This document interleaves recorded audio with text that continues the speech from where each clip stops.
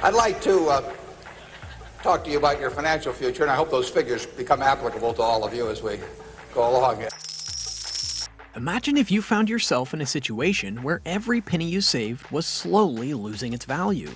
You've worked hard, saved diligently, but inflation is silently eating away at your savings. You are working a 9 to 5, living paycheck to paycheck, and dreaming about that financial freedom. But the bills are piling up, and it feels like you're stuck in a never-ending cycle of work, bills, and more bills. You see the headlines about people making a fortune in the stock market, but it all feels like a distant dream, right? Well, today, we're going to delve into the world of stock investing. But here's the twist. We're going to do it Warren Buffett style, aiming for a whopping $10,000 a week. Let me give you a figure that'll blow your mind, I think. I bought my first stock when I was 11 years old. It was the first quarter of 1942. I spent $114.75. Three shares, $114.75. If I put that 114 into the S&P 500 at that time and reinvested the dividends, think of a figure to what it would be worth today.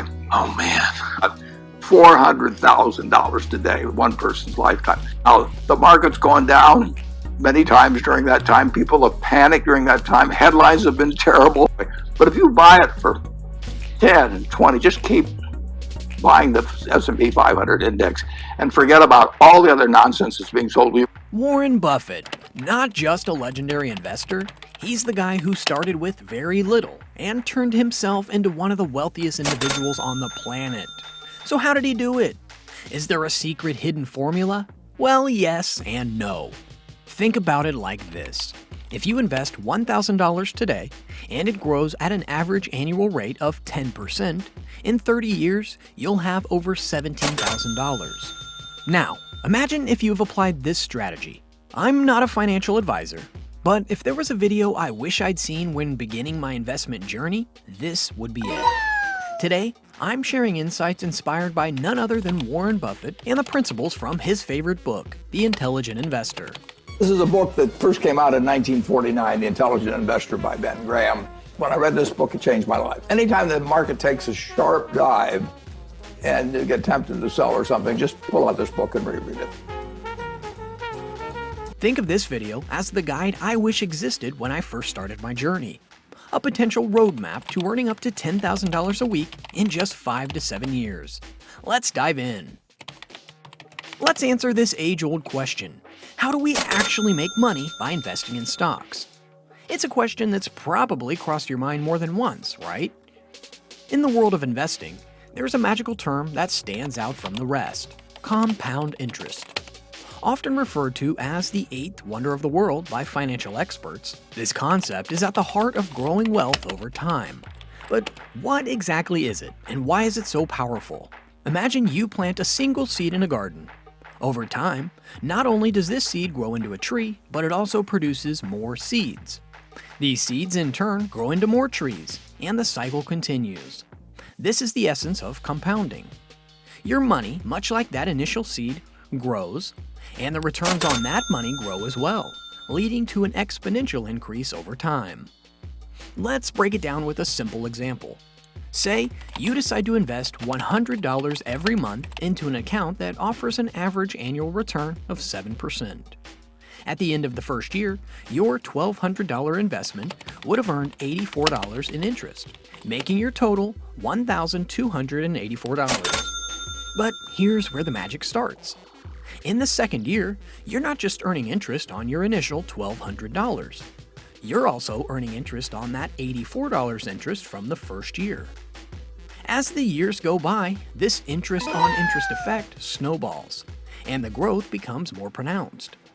So, now consider you decided to invest $200 per month.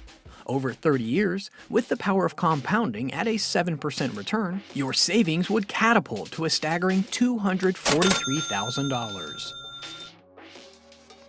The next question arises, how much should you invest? It's a question that often leaves beginners scratching their heads. While there's no one-size-fits-all answer, a popular guideline that many financial experts suggest is the 70-20-10 rule. This rule can be an excellent starting point for beginners to structure their finances and investment journey. So, what is the 70-20-10 rule? Consider your total income as a pie. According to this rule, 70% of your income should go to living expenses and necessities. This includes your rent or mortgage, utilities, groceries, and other essential costs. 20% should be reserved for savings and investments. This portion is your wealth building segment. It's the money that works for you, ensuring that you have a brighter financial future. 10% can be allocated for personal use or leisure. This is your reward money for vacations, dining out, hobbies, or other indulgences. Let's illustrate this with an example. Imagine you earn $4,000 a month.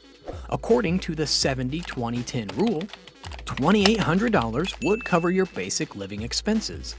$800 would go directly into savings and investments.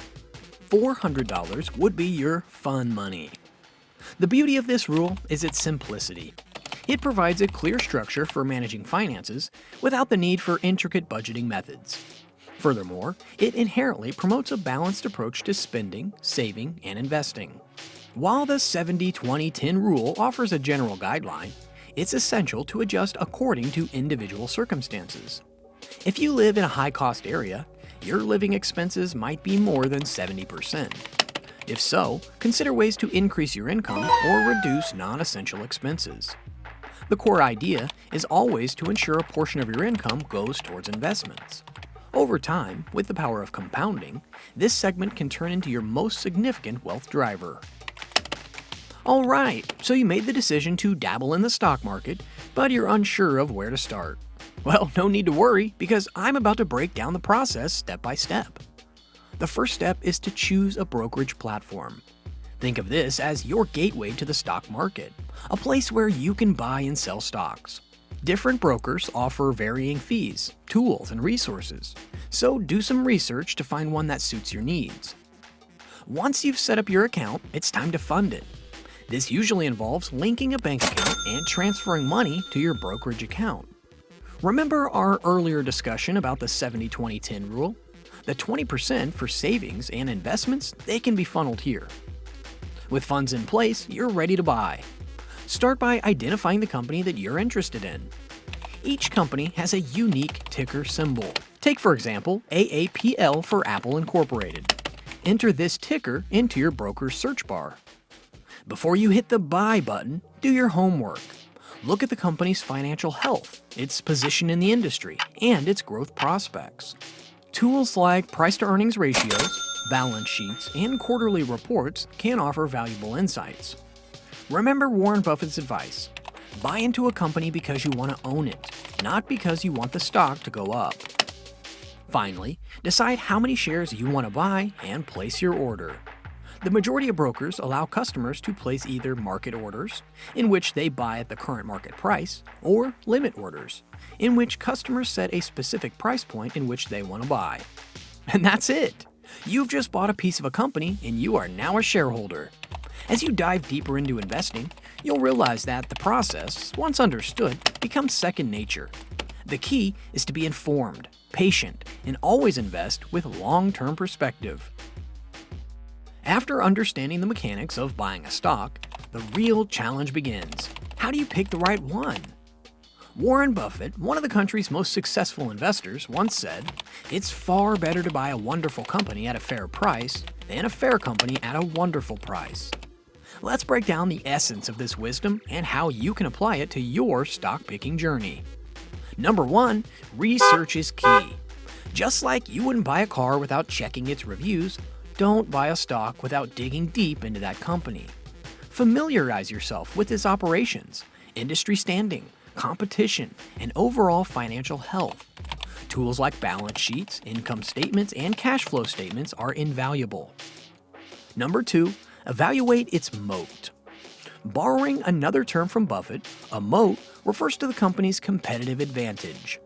Does the company have a unique product, service, brand loyalty, or patent that sets it apart from competitors? Companies with a strong moat often fend off competition better and remain profitable. Number 3, look for consistent growth. While past performance isn't indicative of future results, a history of consistent growth in revenue and profits can be a positive sign. Companies that grow steadily are often well managed and adaptable to industry changes. Number 4, valuation matters. A good company doesn't always mean a good stock. It's essential to determine if the stock is undervalued, fairly valued, or overvalued. Tools like the price-to-earnings ratio can provide insights into this. Number 5, think long-term. Buffett is known for his long-term investment horizon. Adopt a similar mindset. Rather than trying to capitalize on short-term market fluctuations, aim for stocks you believe will grow and prosper over the years. Transitioning from the specifics of stock picking, let's dive into the broader world of investments. In the vast financial ocean, index funds are like large ships steadily navigating the waves. But what exactly are they, and why should you consider them in your portfolio? Index funds are a type of mutual fund, or ETF, that aims to replicate the performance of a specific market index, such as the S&P 500. So, instead of trying to beat the market, they simply try to mirror it. This approach comes with several advantages. Number 1, it's cost-effective. Since index funds aren't actively managed, they often come with lower fees than actively managed funds. Over time, these savings can compound, leading to higher returns. Number 2, diversification. With just one index fund, you can invest in a broad range of companies. This spreads out your risk, so you're not overly reliant on a performance of one single stock. Number 3, transparency.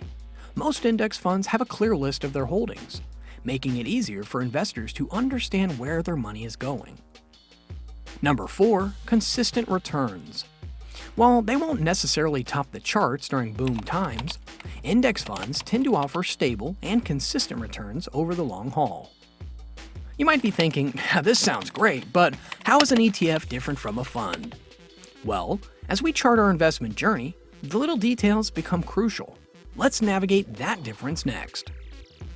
ETFs, or exchange-traded funds, might sound like just another financial term, but understanding their difference from traditional mutual funds can be game-changing. So, while both index funds and ETFs aim to mirror the market, here's how they diverge. Number 1, tradability. ETFs trade like stocks on stock exchanges. This means you can buy or sell them throughout the day at fluctuating prices. Mutual funds, on the other hand, only get priced once a day after the market closes. Number 2, liquidity. Because of their stock-like nature, some ETFs can be more liquid than mutual funds, providing more flexibility in terms of entry and exit. Number 3, minimum investment. Mutual funds often have a minimum investment requirement, which might be a hurdle for some beginners. ETFs, you can start by purchasing just one share. Number 4, dividends. ETFs usually offer a more immediate payout of dividends. Instead of being reinvested, they're often paid directly to the investor. Despite these differences, both tools can be powerful allies for an investor. But as Warren Buffett warns, risk comes from not knowing what you're doing. So, understanding the inherent risks of any investment is paramount. While investing is synonymous with growth, it's also intertwined with risks. How can you mitigate these and ensure that your journey remains as smooth as possible? Well, stay informed. The financial world is dynamic. Keep up to date on market news, trends, and shifts. Being knowledgeable diminishes your chances of making uninformed decisions. Diversify. Don't put all of your eggs in one basket. Spread your investments across different asset classes, sectors, and regions. Diversification can help cushion your portfolio against sudden market shocks. Invest what you can afford to lose. While we all dream of hefty returns, always remember the cardinal rule of investing. Never invest money you can't afford to part with. Avoid emotional decisions.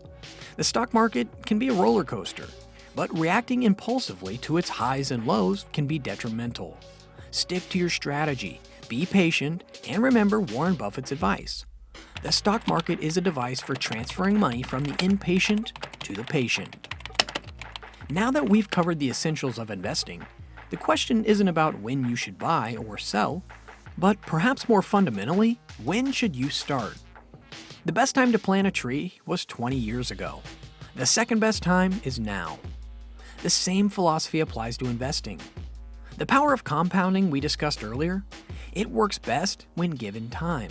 So if you're waiting for a sign to start, this is it. Regardless of age, financial status, or knowledge, there's no better moment than the present. Every journey begins with a single step, and the world of investments is no different. The key is not to try to time the market, but to spend time in the market. Begin your financial journey today, armed with knowledge, inspired by legends such as Buffett, and motivated by the prospect of a prosperous tomorrow.